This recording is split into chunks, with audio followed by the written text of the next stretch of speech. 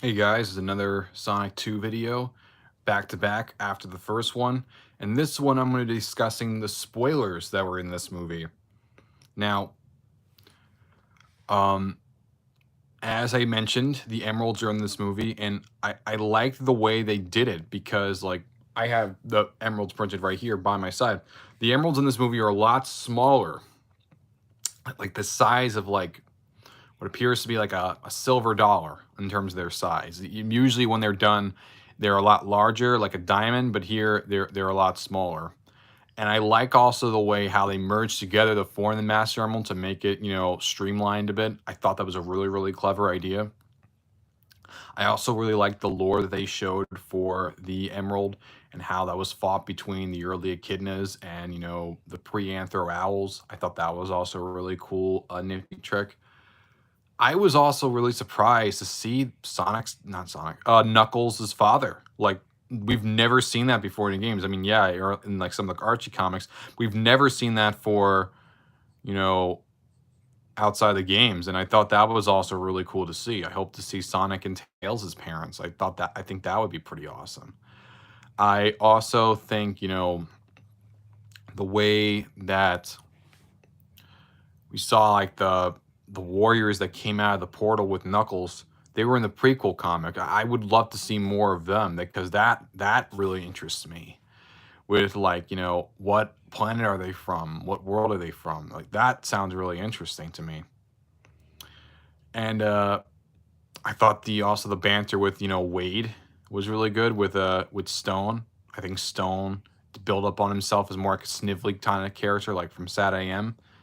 And even at the end of the movie, you kind of see him there hiding after the giant Death Egg robot is created, after Robotnik creates it through sucking up all the metal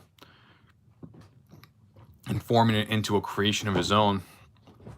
And I also did like how at the end, when Sonic has the Master Emerald, he becomes Super Sonic.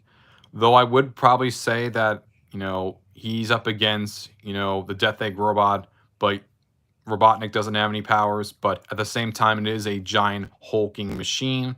So that was still pretty cool to see. Some people did question, the role of the wedding. And I would say for the future, it definitely really helps. When Randall is marrying Rachel, it's found out that he's a member of Gun, the Guardians of United Nations. I think that was the correct term from, the Adventure games. And I thought that was an amazing tie-in. Also, I thought it was pretty nifty to see the SA2 moniker on one of the helicopters to indicate Sonic Adventure 2 released, like 20 years ago. I thought that was a really nice touch to show, like, hey, this is where we're from. It's very subtle, but I really did like it. Trying to think of other things. For oh yeah, a lot of people were saying, one person said to me that, oh, Tikal's in the movie. Tikal's nowhere in the movie, guys. Amy's not in the movie. Rouge is in the movie. The only Anthro characters, the only Mobian character you see that are mostly throughout this movie are Sonic, Tails, and Knuckles. I'm aware that Vector and Espio are in the prequel comic, but you can only see them with, like, if you squint hard enough in the background. Other than that, they're basically not here yet. Just give it time. Maybe they'll be in the Knuckles series. Though I do take that back. There's technically a fourth one. Because in the post-credit scene, after, Sonic and Tails and Knuckles is part of the Wachowski family along with Sonic, so I guess it kind of makes them their pseudo-adopted brothers, I guess. Because Tails, they mention, is alone.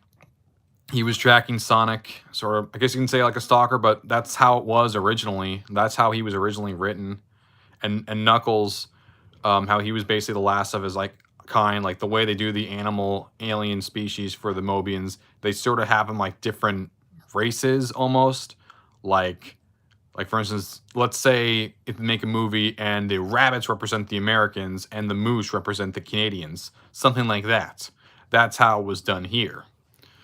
And I thought it was also really cool how, like, at the very end, as soon as they started mentioning that we found something else, they said something hidden for 50 years. Someone really wanted to keep it hidden. I was like saying, holy shit. I was saying shadow, shadow, shadow, shadow, and I was screaming shadow so much, like 9 times.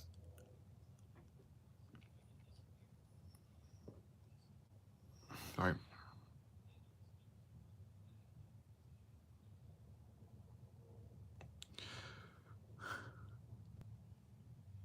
Just keep saying it over and over again.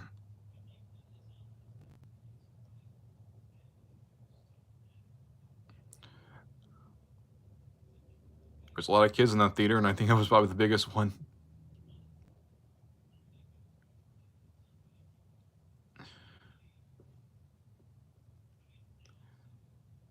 You see the come out, you see the hover shoes,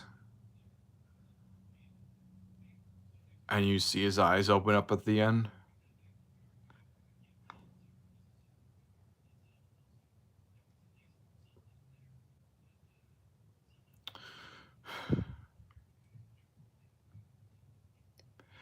Magical stuff. Magical stuff.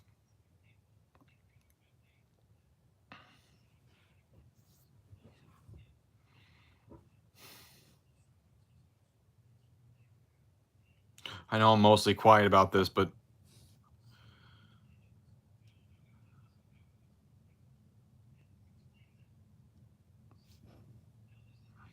sorry.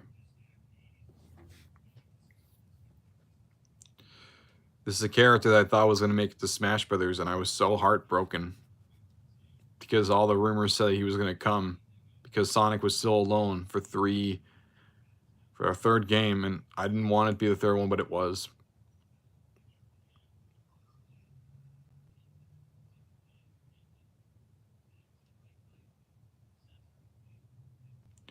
Growing up, like the big rivalry was Sonic or Shadow.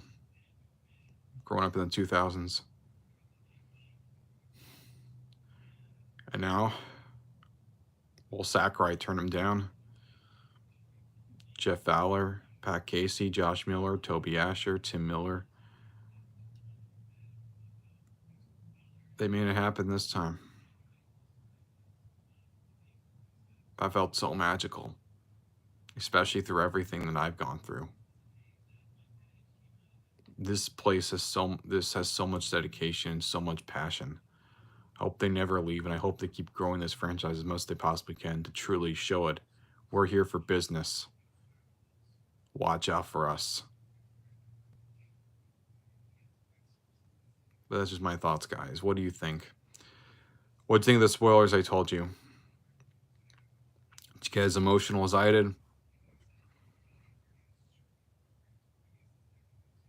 I don't know. But thanks, guys, for everything.